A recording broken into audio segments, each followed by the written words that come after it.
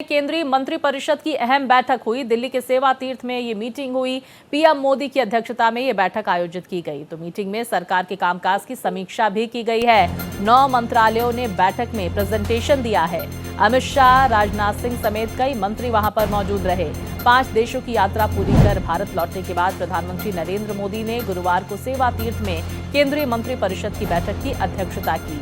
इस बेहद महत्वपूर्ण बैठक में प्रधानमंत्री नरेंद्र मोदी ने केंद्र सरकार के सभी विभागों के काम की समीक्षा की है। 4.5 घंटे तक चली इस बैठक के दौरान पीएम मोदी ने सभी मंत्रालयों में रिफॉर्म पर जोर देते हुए हर चीज में सरलता लाने की बात कही है। साथ ही उन्होंने बैठक में शामिल सभी मंत्रियों और अधिकारियों को कम समय में ज्यादा काम करने के लिए प्रेरित भी किया है।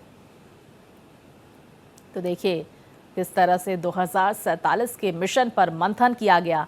बीते कल ये बैठक हुई है और ये कहा जा रहा है कि लगभग 4.5 घंटे तक ये बैठक चली है, जहां पर केंद्रीय मंत्रियों की तरफ से 2 साल का लेखा जोखा भी पेश किया गया। क्या काम किए गए हैं अब तक और किन किन कामों पर काम चल रहा है, ये भी तमाम डिटेल साझा की गई। प्रधानमंत्री नरेंद्र मोदी की अध्यक्षता में ये बैठक हुई, जहां पर केंद्रीय गृह मंत्री अमित शाह, रक्षा मंत्री राजनाथ सिंह, सड़क परिवहन मंत्री नितिन गडकरी सहित केंद्रीय मंत्रियों की मौजूदगी रही।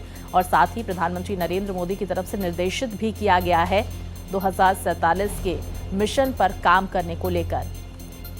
तो देखिए केंद्रीय मंत्री, कैबिनेट मंत्री, राज्य मंत्री, स्वतंत्र प्रभार और राज्य मंत्री मीटिंग में शामिल हुए।